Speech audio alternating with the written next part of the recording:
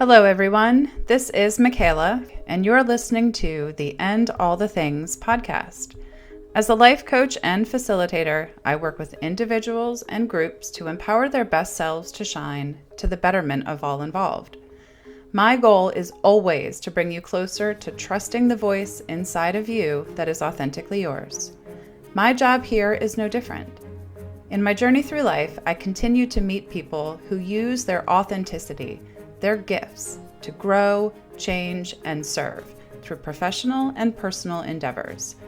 These people and their stories become my gift to you, for I cannot keep a good thing to myself, and I believe that they may inspire a part of your story to evolve. Hello, everyone, and welcome back to another episode of And All the Things. Today, I am proud to offer to you Michael Mann. He is a loan officer, he is a coach, he is an avid skier, and he is such a beautiful example of vulnerability and a balance between feminine and masculine energy. We cover discussions on personal growth, team dynamics. We question and challenge ourselves and each other.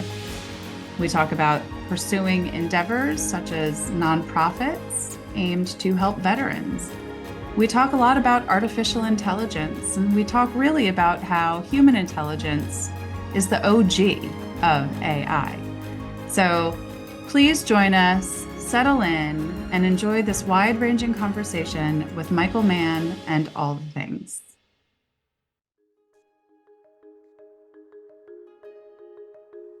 All right, my friends, today I offer to you a new friend of mine, the one and only Michael Mann. Maybe there are more Michael Manns, I'm not sure. It's kind of commonalities in the name, but can you tell us about you, this particular Michael Mann?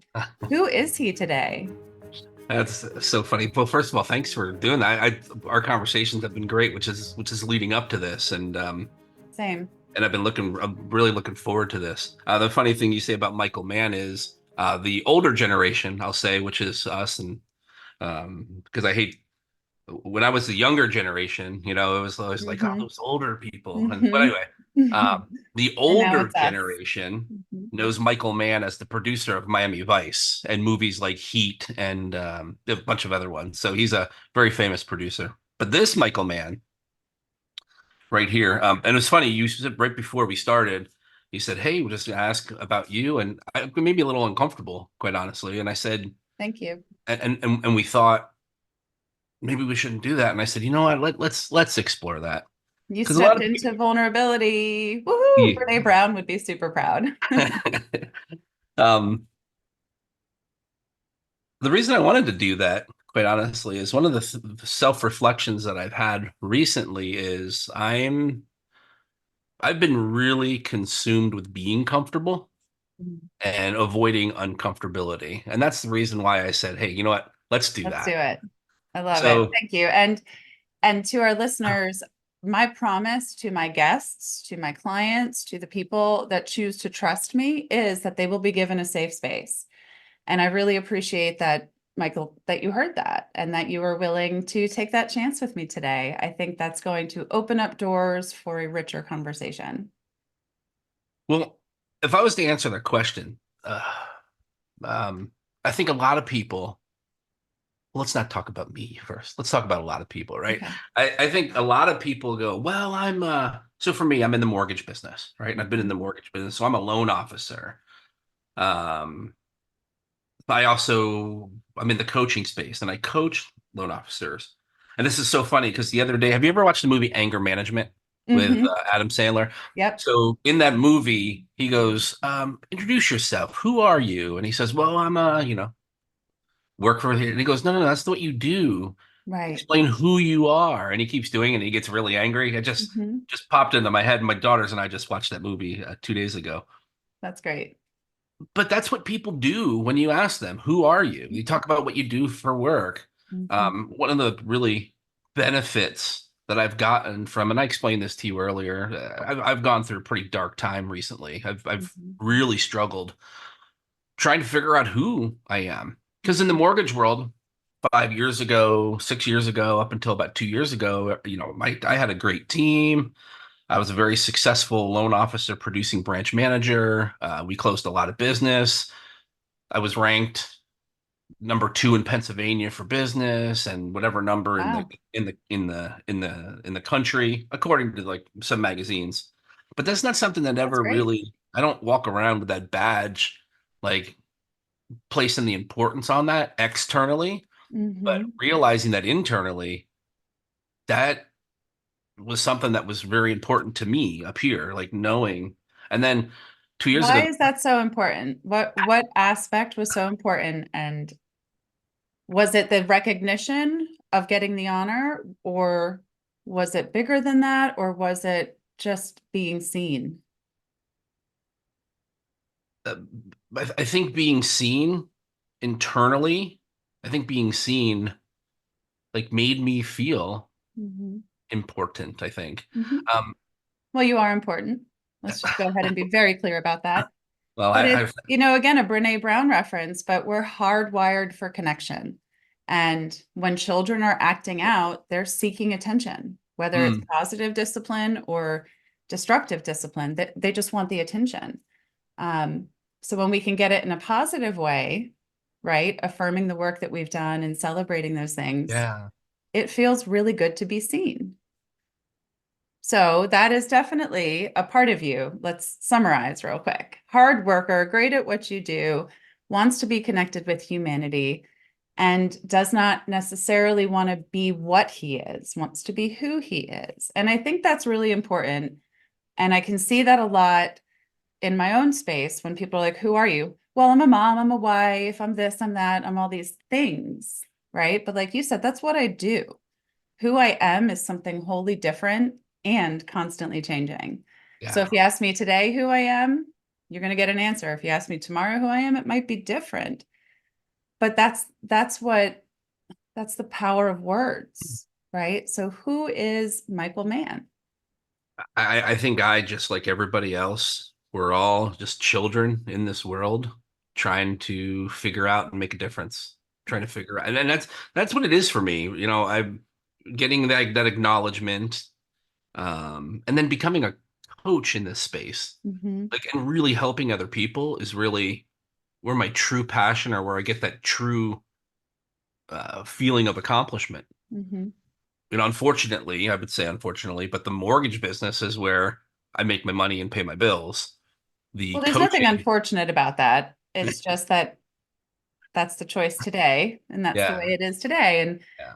And it's given you the leverage to move into a coaching space. What do you find in the coaching space, for example, that you don't find as a manager in your professional business space?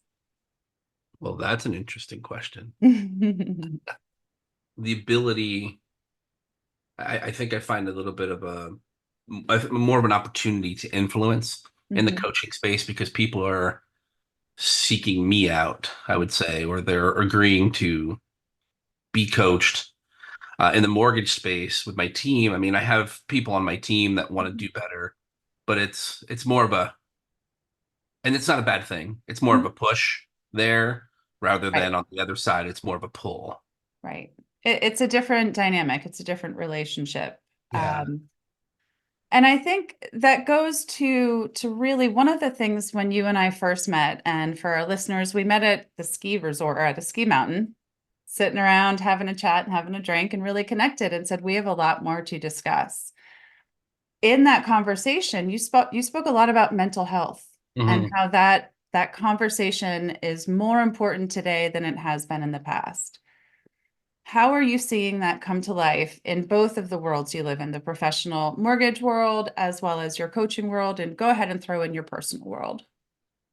Well, that ties really nicely on how we started this whole entire thing, because again, who am I?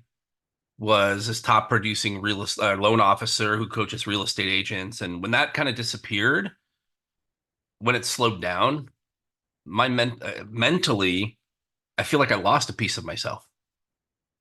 I put so much of the value of me into what I was doing, and then when I wasn't doing that so much, I really questioned, like, should I even be doing this at all? And I went into a little bit of a deep depression, um, questioning, what am I doing? Why am I doing it?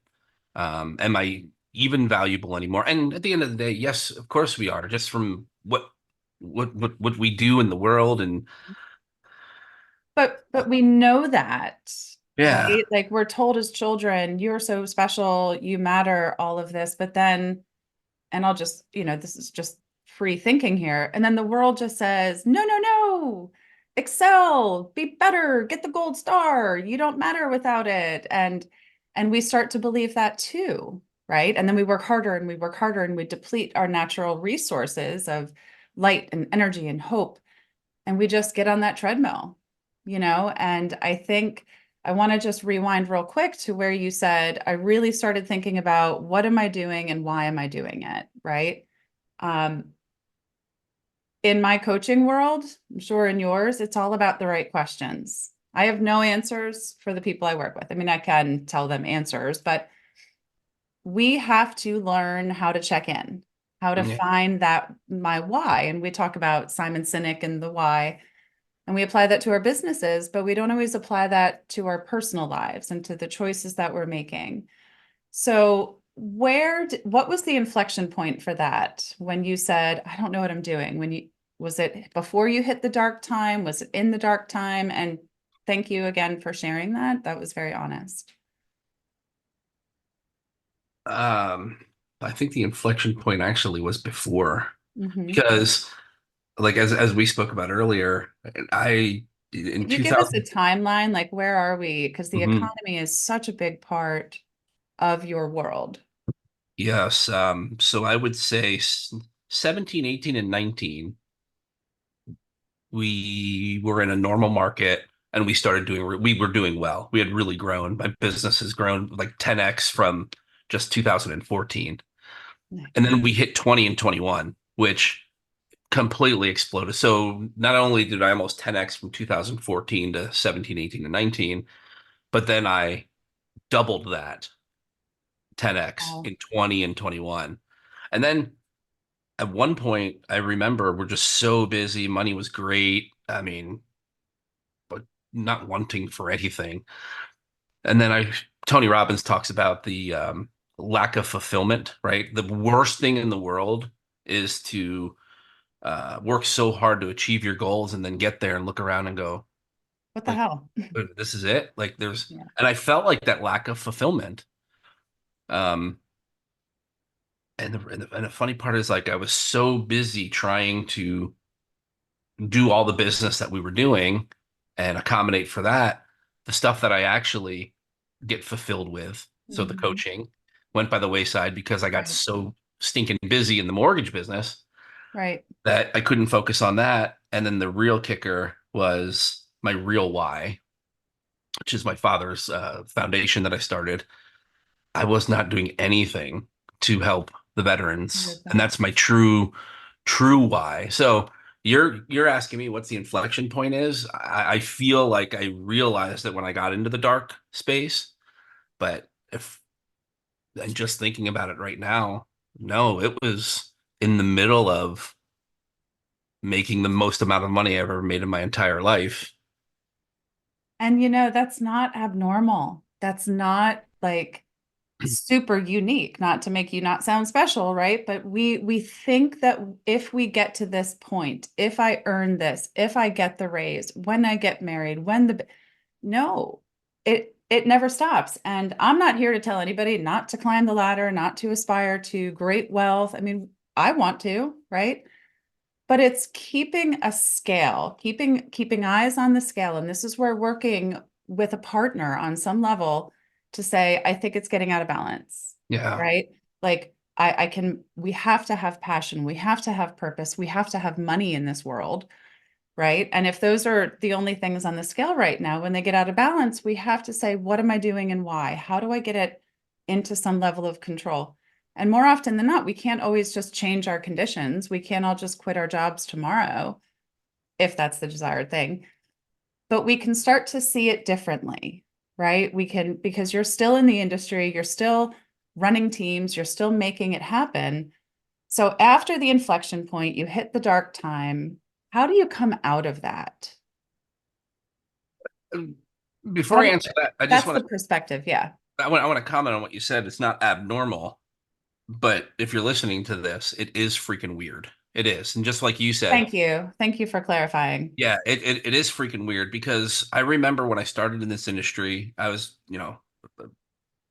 working making like $30,000 a year, and if only I could make Hmm. $100,000.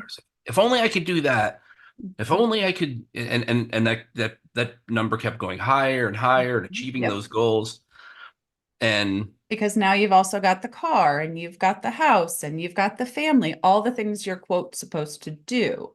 and if yeah, and that never went away because then it was, well, only if I had the boat, only if I Mhm. had the Yeah. second home up in Killington, Vermont at my favorite place. And then Hmm. that even turned into, wouldn't it be great to have a house at the lake too? Like it never stopped. Yeah. And I feel like I was trying to achieve all of these goals to fill some sort of hole inside. And I still remember doing it every single time I achieved something more than I never thought I would achieve in my entire life. I'm like, why is this not making me feel better? Hmm. Why is this not giving me that Well, satisfaction? it's like it's the hedonic adaptation, right? I use the example of the iPhone. How wonderful is it to go get the new phone and open the box and it's this experience and you get these dopamine hits and you think life is all made. And Yeah, then the next day you drop it on the floor of the car and you're like, oh, thank God I have a case, right? And it just goes back to being what it is, which is a tool, an yeah, item, a thing. And we put so much pressure on ourselves. And this is where I have to chime in because I know you and I, have both are in marketing. Big marketing that you have to have this or you will be miserable. You have to wear this or you'll be miserable mentality keeps the trajectory of that going. And while I'm all about nice things, don't get me wrong, but if we're not checking that scale of the balance, if am I putting myself into debt to get that pair of shoes or that iPhone? Is it worth it? And that checks and balances is so important. And I again want to say thank you for clarifying. It's what I mean by abnormal is it's a human, it's part of the human for experience. sure. Yeah, I, as a person, as a coach, as a friend, it's not normal. I don't want to normalize the commitment to that vision of check, check, check, check, check. I want to normalize the that we're all experiencing it on some level. Does that make sense? So absolutely, thank absolutely. you, and thank you. When you say that about the marketing, I just think of like, the new iPhone and all the people are smiling in the park or the picnic and they're like, I got my new. If the Mhm. commercials were true and real, they would show somebody stressed out at work slamming their phone on the thing because something happened where they're reading the email. Yeah. When you said that, that's what I just thought of. If Well, marketing was true, that would be more authentic. Well, oh wait, I asked a question. you asked after that inflection. Yes, the inflection point. Thank you. See, this is what happens, and this is why I love this platform I've created because I want it to be a conversation. I want it to be you and me going back and forth. So thank you. All right, so inflection point because, and I'm really sticking with this because you are not the only person to come out of, and I'm not going to generalize it and say it was just COVID, but that time space mental health became such a big topic because it was now in the forefront and we couldn't avoid it. We couldn't avoid it. It was affecting the workplace, it was affecting homes, safety, all the things.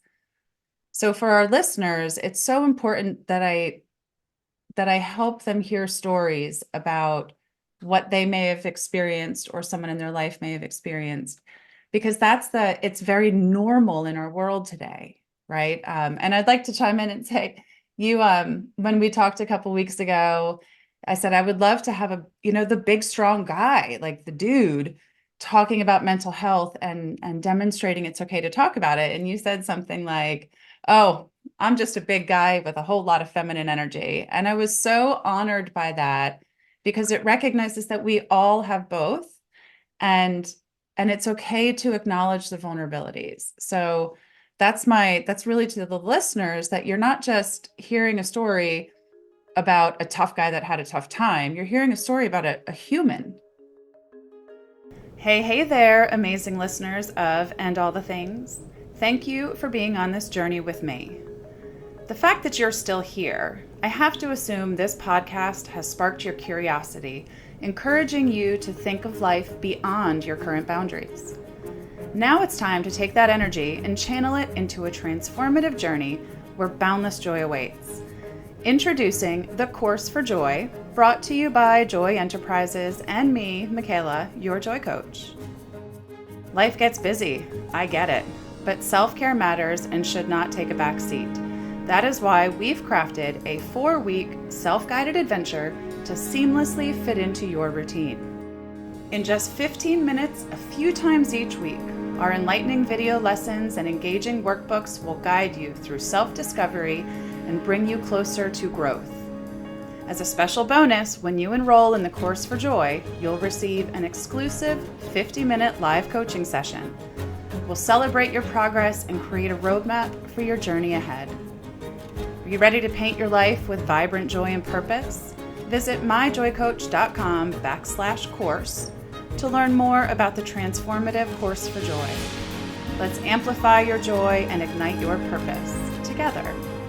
Stay tuned for more inspiration and insights right here on And All the Things. We went through a dark time and had, I don't know, tell me, how did you get out of it? Or are you in it? How are you moving through it?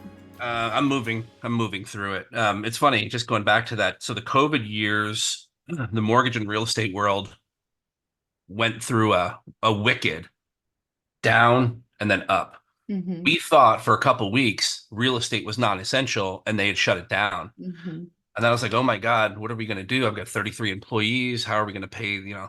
And then a few weeks later, they deemed it essential. And then everybody wanted to buy a new house. So here we were making more money than I ever thought was possible, but the world was shut down. So talk about A head game. there you go. Cool. Because I was going somewhere else with that. Talk about a head game. I I'm so deep on connecting with people. I love being in person. I love hosting events. We used to do happy hours every single month. We'd get everybody together. I'd see people, shake their hands. Right. COVID shut everything down. And again, that was a little bit of a depression where it was like I couldn't be out amongst people kibitzing and being Michael Mann, being this Michael Mann. So that really did mess me up. And the other thing was kind of a survivor guilt ish type of thing because everybody else wasn't able to work and make money. Like almost the entire world was shut down and people didn't know what was going to happen. And we're just raking it in. And I was afraid to tell anybody about it. So it was like, here it is, the greatest thing ever in the world. And you're on an island. Don't mention anything. Yeah, yeah. And another quote I love with Tony Robbins is, it's lonely on the top. And I'm not saying I was at the top, but it's lonely at the top, but it's not. It's just a lot less crowded.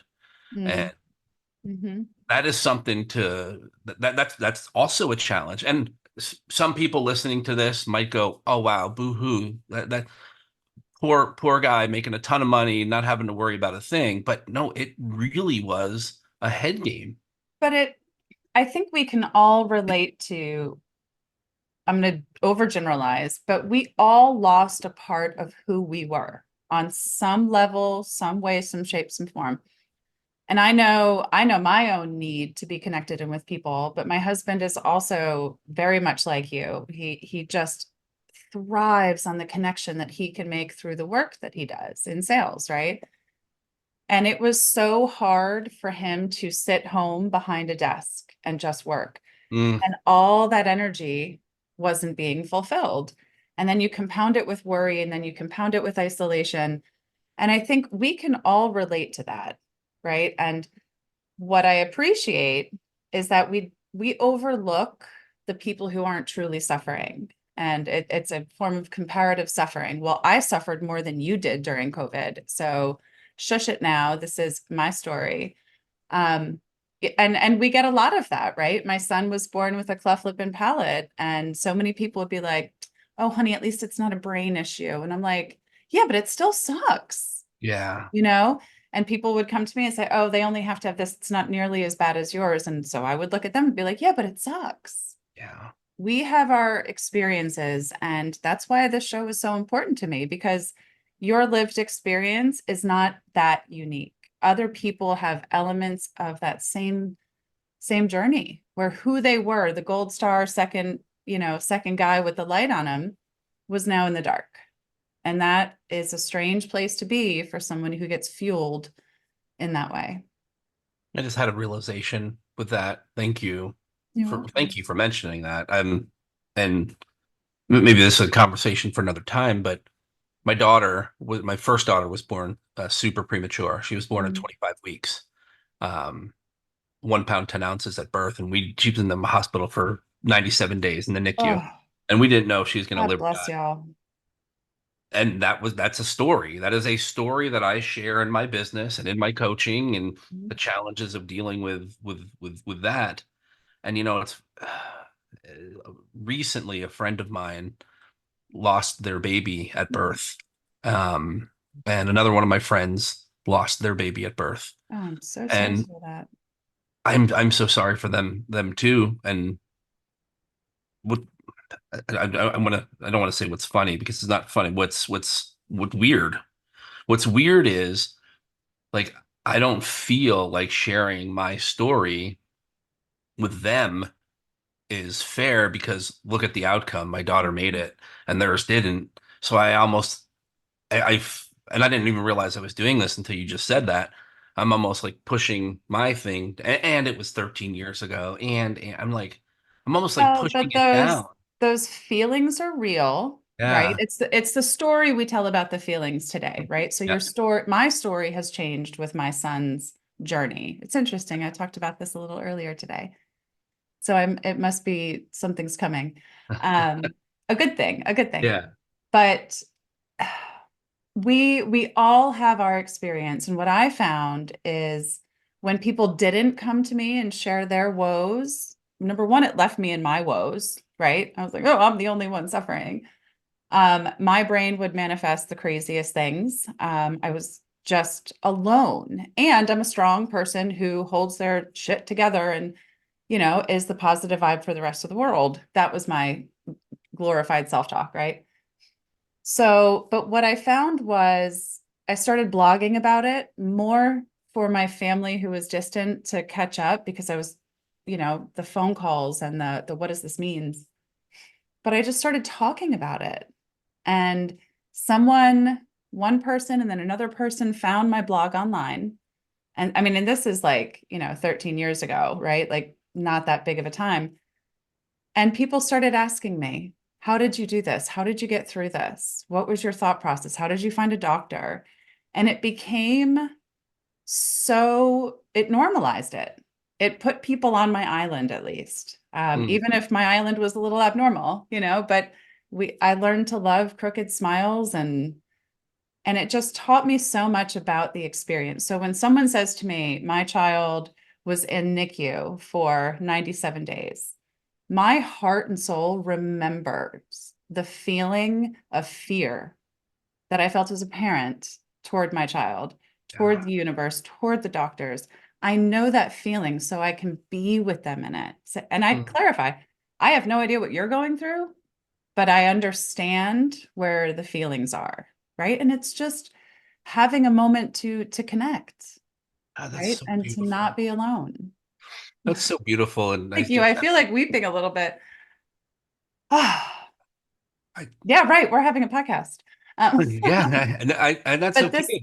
this is the thing. This is the all the things part of it, right? Like we didn't Yeah, like talking about our children's um beginnings, we right? didn't know you're We had no plans for that. But right. even through that conversation, it's what do we take out of it, right? That our experience matters, that it's okay for it to be bigger than someone else's experience. Other people have probably gone through what we've been through and been like, I got this. But for me, the best part is how do we give it back? How do we show that we see people, right? We want to be seen. And we don't do that by hiding from, at least in my kid's experience, he had a hole in his face. How do we not talk about it? And that was just a decision I had to really make because Facebook was really kind of vibrant then. Like, do I put all these pictures up? Hell yeah, I do. And I had to start day one. Like, this is my son. I got him. I'm proud. I'm putting it out there. If you have anything to say, text me and I will educate you. And then be like, Mama, how dare you? So anyway, so I think for your friends, I would say, that's a moment where they're probably desperate for connection and having those glimmers of hope where other people have gone through and been successful. There's going to be a pang of hurt. And honestly, I say this with love, that's on them, right? You are showing up with good intentions, Yeah. and they'll get there. Yeah. They'll get there. That's awesome. I'm glad you brought that up because that's definitely helping me on this podcast, Good. doing it with you. And I'm sure there's people out there that are resonating with that as well. Good. Well, and that's what we're here for, right? We're here to help people grow, change, and serve. So you have talked a lot about mental health, doing the things, moving through the darkness. Um, what are some of the tips and tricks that you practice? Like, That's what do you do, um, random as it may be? Because again, like we want people to know how.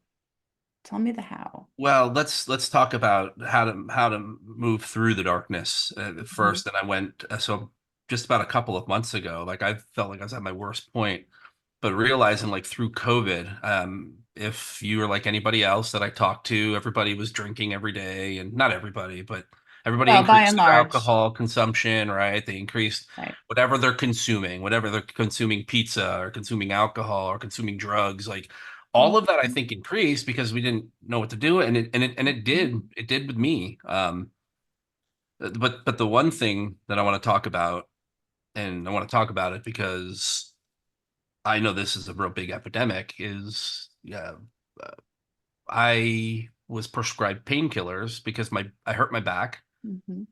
and I was prescribed painkillers during COVID, and I became dependent upon them. Now, I say dependent because I'm just gonna be honest with you. I want to stay away from the word addicted. And I say that because I wasn't out robbing old ladies' purses trying to, get prescription and stuff like that. But I became dependent on it where like the pain that I had, I needed to have that. And I was on it for an extended period of time. And then there was a time later I realized like, hey, I've been on these for a while and I Mhm. don't really think I need them anymore. Well, Uh, and that's your ability. I think that's part of your superpower is to feel when the scale tips, yeah. right? Yeah. Like, yeah, this is okay. Oh, wait, is this okay? Wait a minute, right? And that awareness is a superpower, but it's Yeah. teachable, it's learnable, right? You know that. Yeah, it is, but Takes again, effort. you It even takes when you effort. learn it though, then it's not easy. And then Oh no. I'm an all or nothing kind of guy, right? So I was like, all right, well, I'm going to stop those. I'm going to stop drinking so much. I'm going to stop eating so much. I'm not going to drink as much coffee. And like I did all of this stuff at the same time. Mm. And man, that was rough. That was really, really rough. But Mhm. I can now look back and appreciate that experience. Um, because it allowed me to accomplish something and to become better. I don't know. So you and I had met probably a couple months ago, I Mhm. guess, and I was so kind of I was on a February. wait. Yeah. Yeah, was it really? Wow, Yeah. it wasn't that long ago. My Um, birthday weekend. that's right. Oh yeah. Um, but I've the great part, like I feel better than I have in a long time, just not only physically but mentally. I've lost 40 pounds over the past several months, and Fantastic. so all of that kind of helps and attributes to like doing something for myself to Mhm. better my current situation. Did you lean on anybody? Was there support for you or how do you how do you do that? Um, or was it just mind over matter? No, I felt desperate. I felt alone. Um, my wife, and it was really weird because this big masculine man who leading the family for all these years, there was like I couldn't. be away from her. Hmm. Like I needed to have her by my side just to make sure that everything was still real. And I remember I had traveled. I went to a coaching That's event. honest. Thank you. It's cool. It's kind of cool to say out loud because I Mhm. know people are hearing this. And there are some guys, if guys are listening to this, they're going, oh, in their mind, their masculine energy is telling them to think, look at this guy. Oh, and then there's women on here that are like, oh, that's awesome that he can feel, Right. certain things. But I'm going to tell you, listen, I don't care. Like, I don't, it doesn't matter what people think. The truth of the matter is, I went away and I was away for like a week because I had a couple different things. And I needed to be on the phone with my wife because I'm in the Mhm. hotel room by myself. I needed to be on the phone with my wife, and there was a day we were on the phone for 3.5 hours during the day. There was Wow. a day in the same evening I was called her up, and we're on the phone for another hour and a half, 2 hours, and we weren't just talking or much about anything. It was just knowing that she was there, and it was hard. And as I explained this, I haven't talked out loud about this to anybody else, Yeah. but as I explained this, um, I realized how much of a rock she was for me. Hmm. And I don't know, I really kind of feel like I wouldn't have gotten through it without that connection. So, yes, the answer Yeah. is I Yeah. leaned on somebody and it was my absolute wonderful wife. And do you feel in that moment, in those moments of vulnerability, right? It's like, oh, I don't want to ask for help. But what we learn is that when we ask for help in that way, whether it's explicit or just making the phone call and sitting there for a couple hours, it builds a stronger relationship on the other side because it's authentic, right? If you had blocked that part of you, that needing for connection, that needing to be seen in that particular way, that's not real. She Mhm. then doesn't have the opportunity to love the fullness of you, the wholeness of you. She only gets a part of it when we're pretending and faking, right? And I think that helps us see. I think that COVID was a mirror and kind of helped us see the parts of that of our identity, the ways that we called ourselves differently. And it sounds like what that shifted for you was, yeah, you need the connection, but there are other ways to get connection and there's other ways to find it until you feel safer. Do you feel that desire now to be so connected to her, or has that shifted? And I don't mean, sorry, that probably sounds No, and it's okay. Don't apologize. funny. What I No. mean is, has there been a shift of less need for that connection and confidence that she's there regardless? Absolutely, there has, and I was just thinking about this recently. Um, the real and the raw of it is it has shifted, and I wonder in my mind what my wife thinks because it was weird for me to need her as much as I did. Like it was weird to see me in that place, but I do believe that she shared with me that she liked it a little bit, like she Well, enjoyed. it made her feel worthy and needed, Okay, and yeah, right? Like, yeah. or something. Don't let me put No, no, no. I know. I the think words into her mouth, but I want people to come to me with needs. I mean, I'm a freaking life coach. Like I legitimately want people to come to me with their needs so that I can serve. yeah, That is my gift. That is what I excel at. I want to serve them. I have had to learn how to keep it equal and balanced, but I love to help people. Now I help them solve their own problems. I'm going to be like, yeah, let's do this together though. But when someone comes to us and says, I need you, holy hell, you want to talk about connection? I now get to give my gift to you. And I think what I find so interesting about this is I love your self-reflection, but I also, what we've talked a lot about is your ability to form a team, right? And to work with the team and to pull each individual's best strengths out to capitalize on it, right? That was one of the things that we talked about. And I think that when you can say, I'm really good at this and I'm not really good at this, hey, you're really good at this. Can you jump in and help? It does the same thing.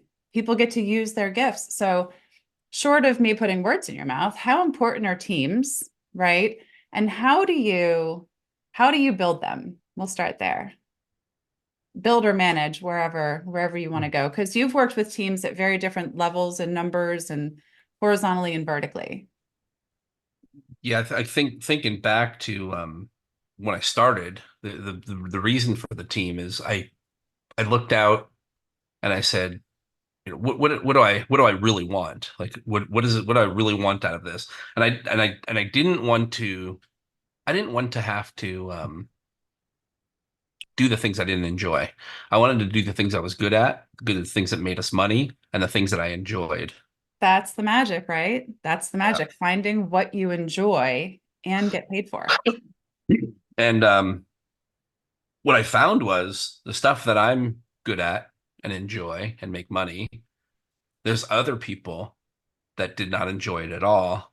They were not good at it, and it also did not make them money because of those. So it But was a they were lose, very lose, lose, lose. right, exactly. Now, in my world, in the mortgage industry, right, you have to, if you're a loan officer, you have to go out and find the business, make the relationships, maintain the business, maintain the relationships. And when there's a sale that happens, then you have to do all the paperwork and all the details, dot the I's, cross the T's, make sure 100% you have everything, turn it into an underwriter who then needs more stuff Right, from, right, right. It's a and you have whole to very system. detailed follow up and do all that. So I'm good at the first part.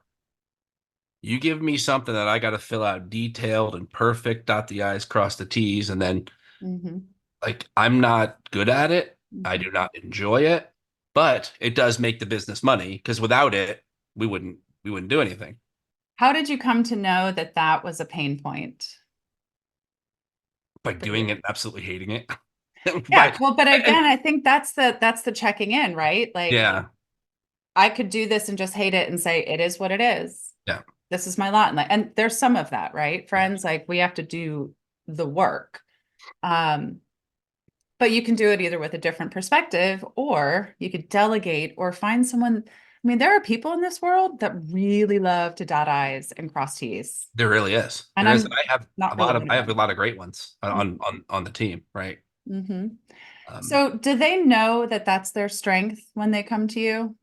That's really what I'm looking yes. at in this question is how do you help people identify their strength and then capitalize on it? Because Well, that's really the secret sauce to building a team, right? People, right place, right vision. How do you taking a help? taking a page out of Michaela's book, you ask questions. Yeah. You ask questions. Yep. And also I think it's paying attention as well. You know, quite frankly, one of the downfalls I'm experiencing right now with my team is I've asked them to take on some things that they're not really comfortable doing, Right. and they're maybe not even that great at it. And I only say that because I try to soften it. Hmm. They know that they're not great at Right. this. Um, and it's something that I have previously done and I'm good at and I enjoy.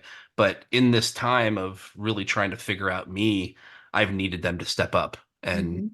and do that. And right now, I'm in the middle. I'm in the very beginning stages of apologizing. No, not apologizing. Thanking them. I don't want to apologize for the fact that I had to work on me. So I'll make a little So mindset I'm a shift. big fan of stop saying sorry. Yeah. I say this and I'm a sorrier, but that's why I'm so profound at it because what are you sorry for? Did you Yeah. communicate the need? Did you give clear enough expectations of I can do this, I can't do that? Here's how you contact me. It's all about how we communicate it because are you sorry that that happened? No, because you were doing what you needed to do. So if we can shift that to thank you for your patience while thank you for your support while thank you for stepping up for me while right? Because people don't want your sorries. They want to know, they want to be seen. They want to be seen and validated for their existence. Yeah. So stop saying I'm And it's more sorry. powerful. That's more powerful internally as well. Yep, absolutely. Because if I'm saying I'm sorry, the connotation just makes me feel pitiful. right? Like small. But if I say thank you, it means that you gave me something and I'm giving you something back, right? And just keeps filling up that cup. I love that. I love Yeah, that. this is great. This is fun. Um, so finding the right team, managing the right team, so much of it is about the questions. And one thing we know for sure is if you don't ask for something in life, you're never going to get it, right? So how do you ask for what you want in life or at work? Is there a secret strategy to that? Because I could say, I'd really like it if maybe I could, and blah, blah, blah. Would you be interested? Oh, Or I love this. what could I say? Give I me some love sales strategies. I love this. I'm going to be open to our, well, I've been open the entire time. I'm going to be vulnerable in this and tell you that I'm not that great of a delegator, and I was a lot worse at it before. Mhm. And I'm going to tell you, in times of self-doubt or lack of confidence, I'm a way worse delegator than I am maybe when things are going great and I'm confident or I'm laser focused. Um, I think most people are really bad at delegating, and the reason that teamwork doesn't work is they do something called drive-by delegation, Mhm. where it's like, hey, Michaela, hey, listen, I need like a report done, and we're going to do this marketing thing, and we're going to use the AI presentation that we did last week, and just put all that together for me, and then email it over to Susan and over at whatever. Okay, Right. cool, good. And then they leave. That's called drive-by delegation, because what did that person hear? What did Michaela hear? Something about a report with AI, and you're sending it to Mhm. Susan, I guess, but what's the whole entire point? But because you're so and the employee, your teammate, I don't use the word employee, I use teammate. Your teammate doesn't want to seem incompetent, so now they don't want to ask for more clarity because Right. they feel you should know their job. That they feel that you think they Well, should do. obviously, if my boss just said all of this, I should know, Yeah. And then right? they don't ask, Yep. and then it gets awkward, it gets weird, it doesn't get done, and the boss is like, "Hey, why didn't you do that?" Another terminology for that is seagull delegation, Mm, where you just come like on in, squawk, squawk, drop squawk, some shit. squawk, shit all over the place, and then you take off, and Yep. Well, and I think it's so interesting when we talk about mental health. I have two thoughts on this. When we talk about mental health, if I'm that person that you're seagull dropping on, right? How am I ever going to succeed? There are no clear expectations, there are no clear goals. How am I ever going to succeed? right, So right. when I go home every day, I'm going to feel like a loser, right? Like if I can't meet the boss's mysterious expectations, uh, what am I even doing here? And I work with a lot of young professionals who are in that spot of nothing I do is right. I'm working so hard. And I'm like, you are working so hard and nothing you do is right because you don't know what you're supposed to be doing. So it's for me, it's all about like, how do I get clearer clarity, right? Well, What questions do I need to ask? When is that's this exactly due? right. Yeah. To whom can I report to? What are my resources? Um, can you send me that thing? Like, asking the questions, and that's getting what you want because what you want is to feel good at the end of the day, Can right? I Good can I about the work. can I give one of those questions that would be absolutely Yes. perfect? Like, this is a game changer for you if you're listening to this and you are somebody who works for someone who delegates. The absolute best thing that you can say is, "Hey, hey, time out for a quick second. I hear that you're wanting something. I want to do the absolute best job that I can for you and get you the result that you want. Could we just be a little bit more clear on exactly what we want this outcome to be?" If you can do that, if you, and I'm again, clapping. That's beautiful. and again, that's tough for somebody who's in Mhm. a more of a subordinate position because they think, "Oh my God, I can't talk to my boss like that." Yes, you Mhm. can.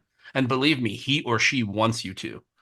If I do that, because at the end of the day, what do they want? They want the end They want result. results, But they didn't clearly communicate what it is that they wanted, or they didn't communicate it in the way that you could understand. right? And neither is wrong, neither is bad. It is what it is. So, hey, can we just pause for a quick second? I know you're busy, but I want to get you exactly the result that you want. I don't want to do it right the first time. So could we be more clear on? So that's from the subordinate, I guess, right? The Hmm. employee point of view. Yep. If you are a boss, CEO, or somebody who delegates, um, the advice that I would give here is to make 100% certain that it is impossible for the person that you're talking to misunderstand. And what I mean by that is also asking questions. When Don't do the drive-by delegation. Make sure you have enough time with your project or that conversation that you have enough time carved out to answer questions and expect that there are questions. And if there are no questions, then you, as the boss, as the delegator, needs to ask the question, um, did I explain that in a way that you know exactly what it is that I want? Or is there something else? Is there anything that I left unclear Here, I'll add to to help that. you? Please. I'll add to that. And it's something I use with my kids. Can you repeat back to me Yeah. what the expectation is, what the blankety blank? Because, oh, and it happens all the time, right? How many times you're like, but I told him to do it. I Yep. asked him to do it. I even was nice about it. I don't need you to be nice. I need you to be clear.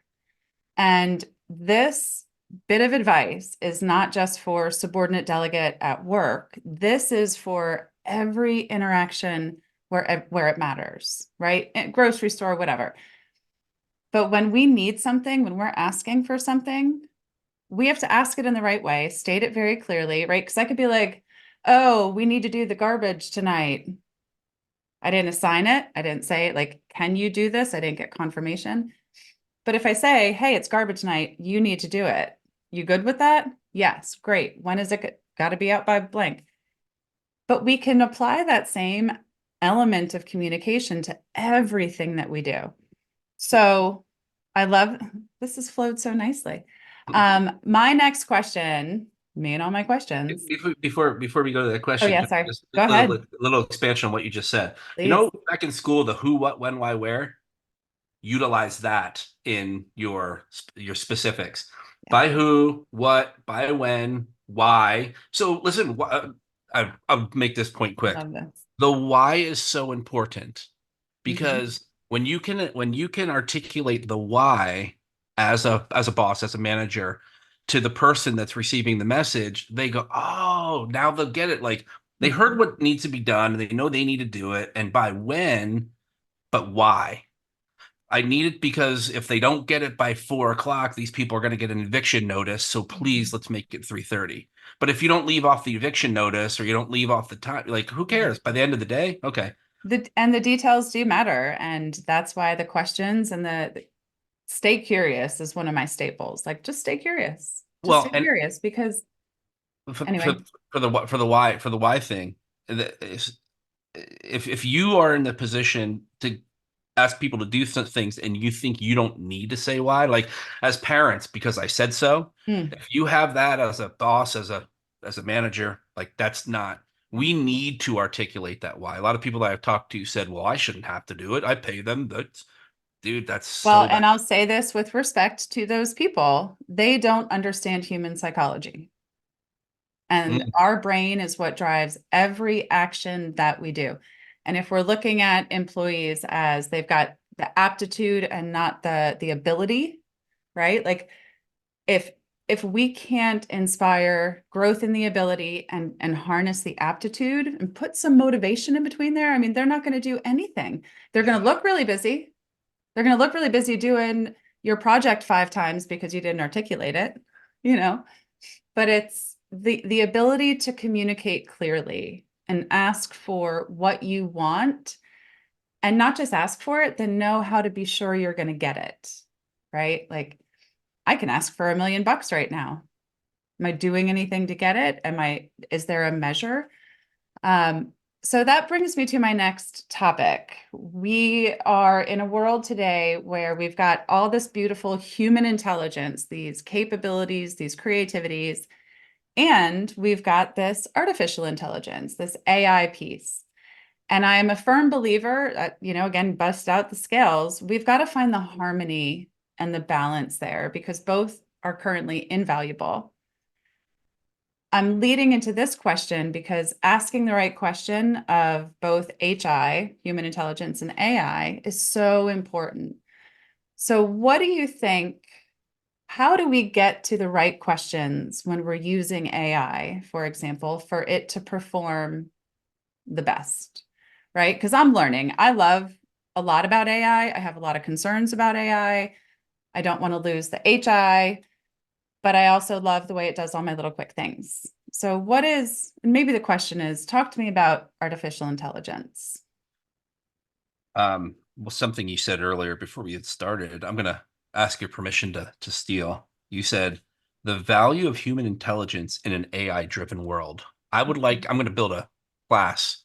I'm gonna build a slide deck on that, and I'm gonna teach Oh, that to let's do that together because I'm building that oh, program are you? as Okay. we speak. Yep, Oh, get out of here. Okay. Oh, that's an official it's terminology. happening. You heard it here first. I did. Yeah, I love that headline because it's really going to grab a lot of attention I because thought so everybody's too. talking about I, AI now. Yep. And so and I'm I'll give you credit. You and I talking about this only, what, just a little over a month ago, just really got me thinking and coupling it with what I know as a manager, what I know about operations, what I trust intuitively.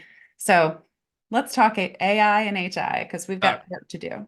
all right. So I've been doing a lot of research with this artificial intelligence using in my business, in both of them, the mortgage world to help real estate agents, and also in the coaching world to help them coach real estate agents.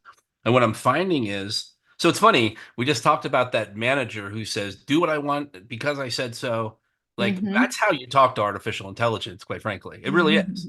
It Got is, it. and you don't have to give it a why unless, and you can, but you don't have to say please. You don't have to Mhm. say thank you. So if you're a complete um, person who likes to be a jerk and just tell people what to do, AI is probably for you.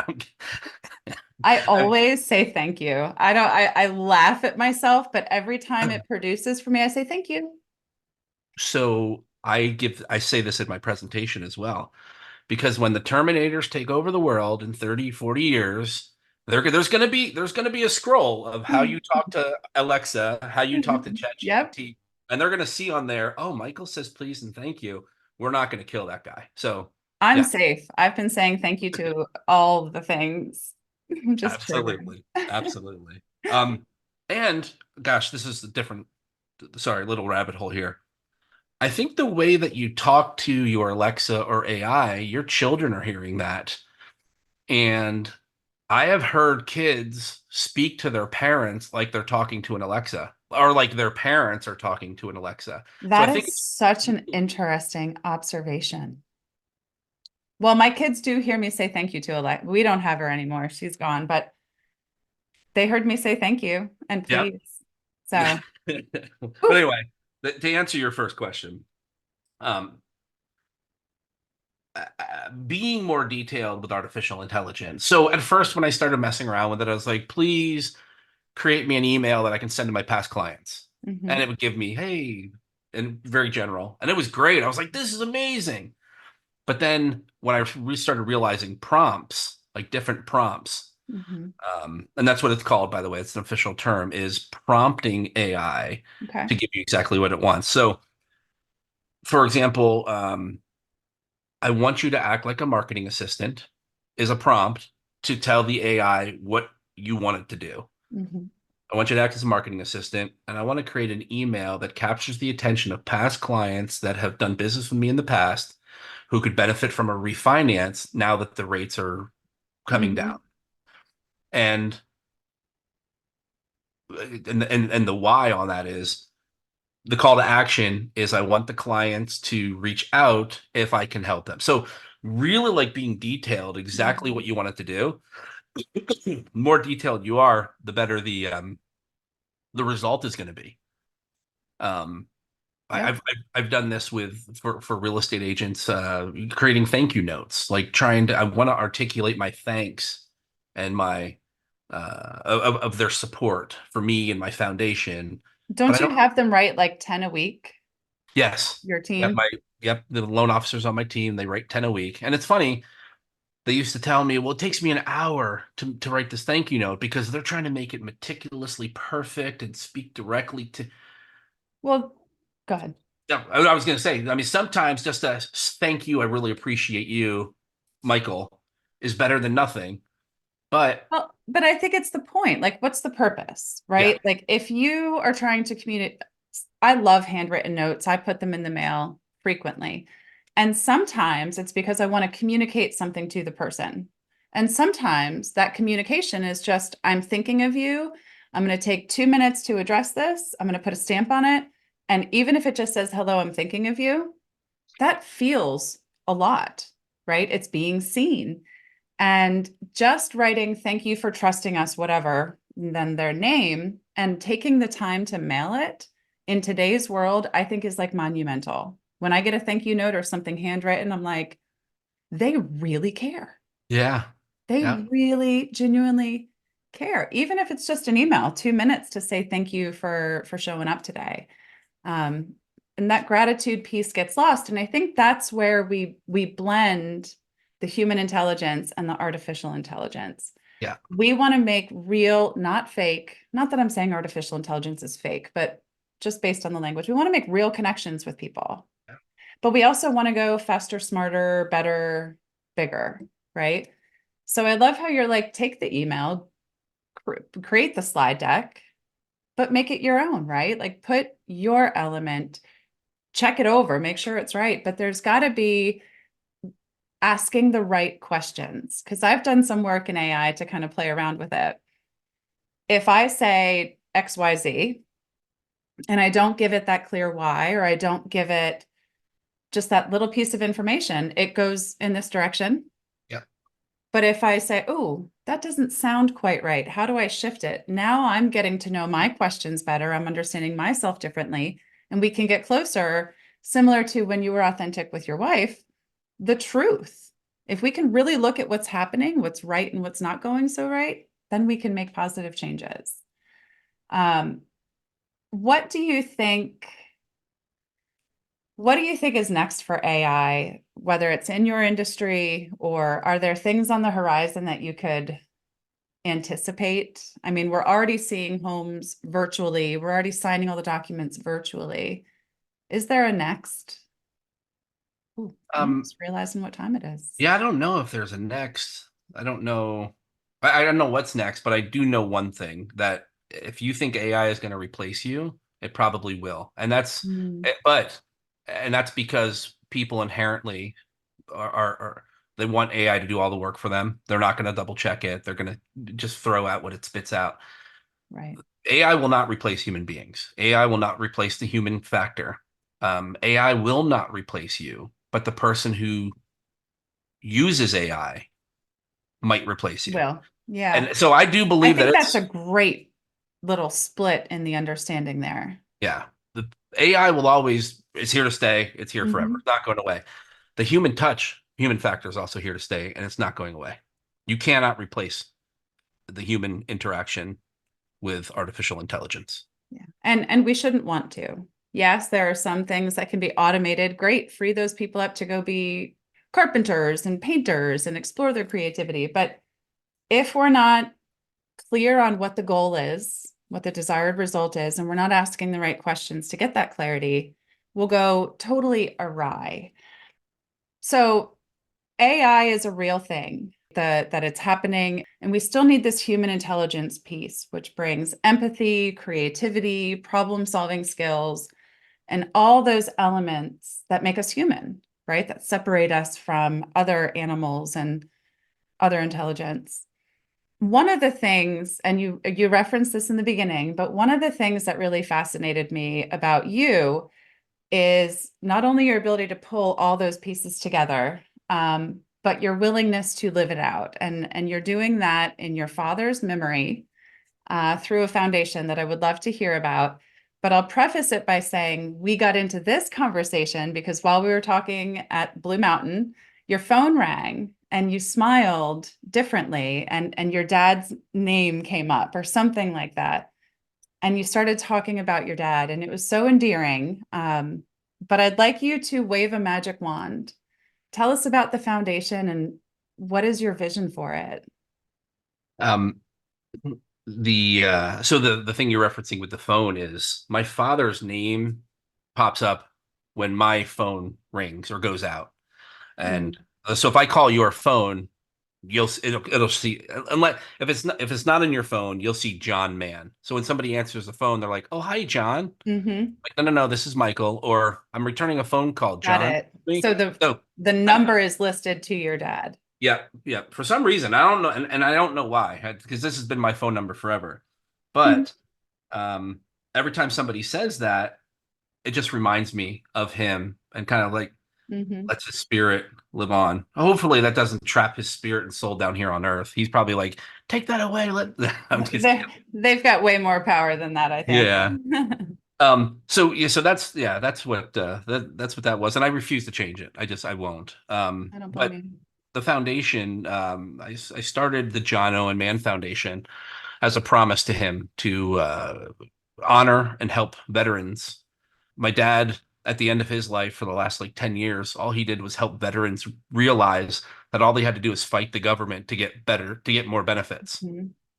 Um, Especially Vietnam veterans. My dad was in Vietnam, and when they go to apply for benefits, the government would turn them down, and then they would just give up, go back inside, pull the shades closed, and so Not my being seen, no connection. And by the way, thanks for your service. yep, exactly right. And my father realized through his own experience, you have to fight it. You have to refile. You have to fight it again. You have to appeal.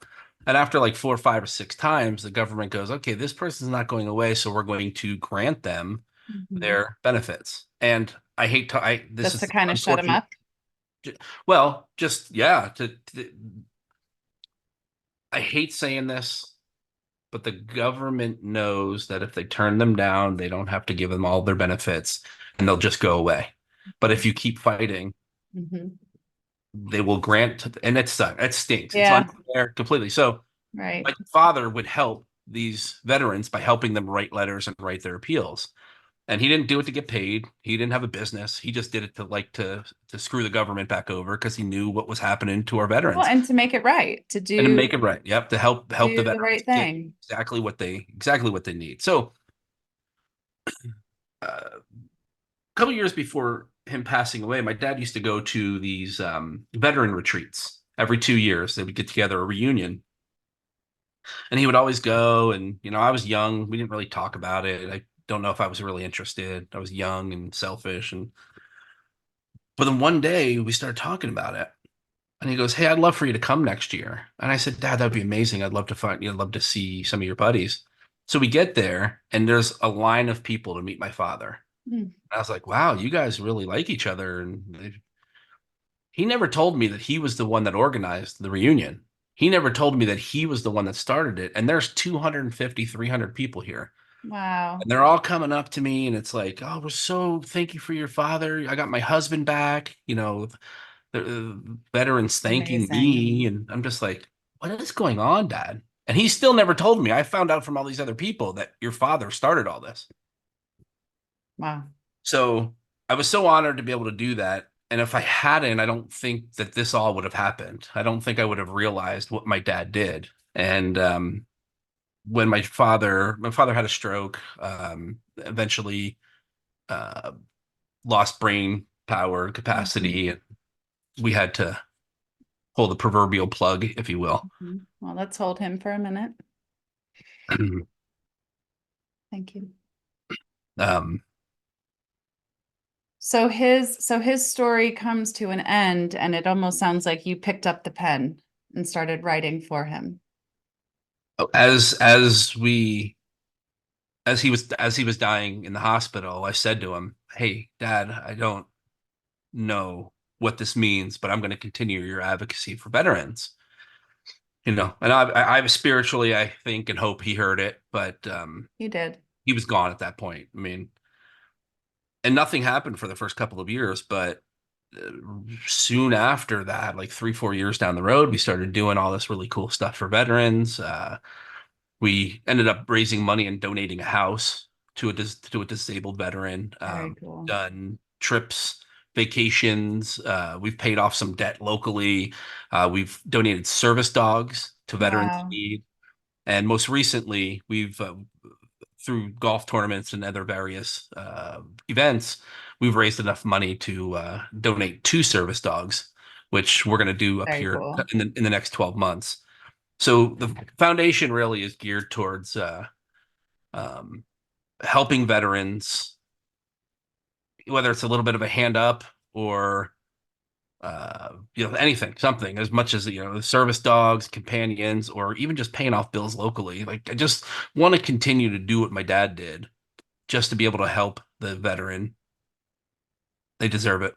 They just Imagine if we all just did a little, you know? yeah, And what I found is that, and thank you for sharing all of that very much. If we're not invited, we don't always answer the call, right? So it goes back to being clear in what you're asking for. But we want to serve. Human beings want to be connected. I love donating to things. I love volunteering, but I need an invitation, yeah. right? Maybe I shouldn't, right? Altruistically, I should just be seeking out all these ways. But to create a space and say, I have a vision and a mission. Would you like to join me in that? And to do it in your dad's name and honor is very powerful. Did you set up a foundation, like legally an entity for Yes. this? Yep. 501(c)(3). Yep. I Oh, and did. that's not always easy. That was a while ago. I don't remember. Well, that's good. It means it I got wasn't some too legal bad. help. Yeah, I got some legal help. I've had some really great people along the way. Our the biggest vision that I have not fulfilled, and it's very challenging because it's a big undertaking, is I really want to build a retreat for veterans. And I want to build a retreat where veterans can go and either get a meal, Mhm. have a bed, go for psychological counseling or psychological help, just being, Yeah. bring their Just family fishing, be seen woods, and to be connect. seen, be heard. Yeah, right. So, and in this reality that maybe you'll manifest, are you working there full time? Are you part of the staff or are you just creating the space? Um, I feel like I'm just creating the space. I don't know that I'm working there, because I'm probably focused too much on the word work. Like Mm, I would fair. love to, be there and be the guy that Yeah. um takes the kids who have lost a father or a mother. Um, they're just take them fishing. Yeah. Just have them there for a day of softball. Have them there for a day of archery. You want to be a safe space. I do. That's great. Well, I would say safely that you are.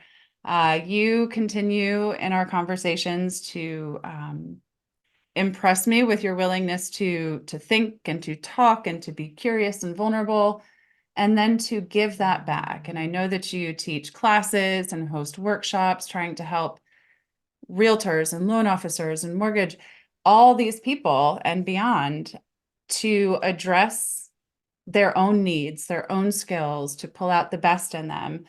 And that part deeply interests me. But all these other things and all the things just go to show, I stand by it. Your secret sauce is knowing how to look at that scale and just, what am I doing and why? And then to teach that. And that's coaching. That's my coaching practice.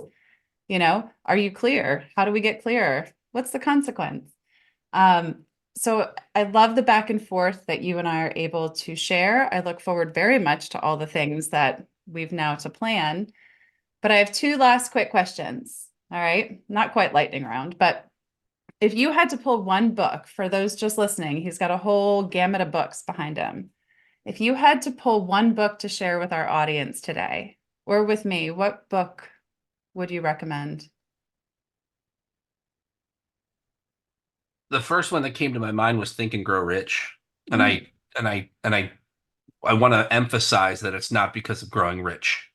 It doesn't mean rich in money. It means rich in relationship and rich in um, emotion and rich in money. That's there too. sure. Or the other is How to Win Friends and Influence People. Yeah, that's a good one. I haven't read the first one, so I'll have to check that out. Yeah. Okay. Second question. I love Tim Ferriss, and he always asks the billboard question on his podcast. And it's provided your services and businesses are totally taken care of in the marketing world. If you could have a billboard to put one thing on it for millions of people to see, what would you say to them? And you have reserved the right to change your answer tomorrow. Stop being so hard on yourself. Mm, yes, that is that is a gift to hear when we're in those dark times and when we're in those moments of questioning, right? Just take it easy. Yeah. Love yourself just a little bit. Love yourself. Yeah. And I would add to that thought process, just remember you're not alone, right? Mm, Don't be so hard on yourself because you're not supposed to handle all the hard things alone, right? And we've talked so much about connection and communication and how enriching that can be. And I think it's a beautiful way to close up today. So I'll finish where we started with gratitude and excitement for whatever the next conversation will be. But how do we find more Michael Mann now that we know who he is? How do we connect with you? How can our listeners learn more about you? you could definitely connect with me on Facebook, Instagram, not so much, but I have an account. If you're trying to get a hold of me, Facebook's probably the best way to go. Or if you just Google the Michael Mann team, and it's very important that you put team on there because if you do Michael Mann again, you're going to get the director and see all Yeah, the movies. So the Michael Mann team, and I'm in Allentown, Pennsylvania. If you need that prompt, I don't know, but there's a lot of ways to get a hold of me there. awesome. Um, I don't you email, you certainly email me. I'll drop those things in the show notes. Yeah, yeah, for sure. Yeah, but definitely love, and even if it's there's somebody out here inevitably listening to this that was in a place where they felt a certain way, and now they're not in that place anymore. Now they feel a certain way, Mhm. and it feels like it could be a lonely place. So I like what you said, and I think I would change. I would say I would put on that billboard, "Stop being so hard on yourself, and you are not alone." That Hmm. is, I think you and I are really good at collaborating. We just put together a great statement. I love it. Absolutely, I think we are. Well, I am very grateful for this time and the curiosity we both shared. To everyone listening and to you, Michael Mann, I hope you make it a great day. Thanks so much. Uh, well, I always say, don't make it a great day, make it an outstanding day. And if not for Ooh, you, make it an outstanding day for someone else. I So we like that. are great at collaborating. Ooh, I love it. up level. I love it. I've loved Well, the time. hey. Thank you. All right, friends, we'll check you later. And that's a wrap on another episode of And All the Things. If you enjoyed today's show, please like and follow on Apple Podcasts, Spotify, and YouTube. If you really liked it, please go ahead and rate it. Then think about who in your life might also need to hear it and any of the other episodes we have shared. Then share it with them. When you find something meaningful, something valuable, you've got to share it and pay it forward to those you care for. Thanks for joining us, and follow along on Instagram at MyJoyCoach to see more of me, your host, Michaela Burdyshaw. And as always, make it a great day.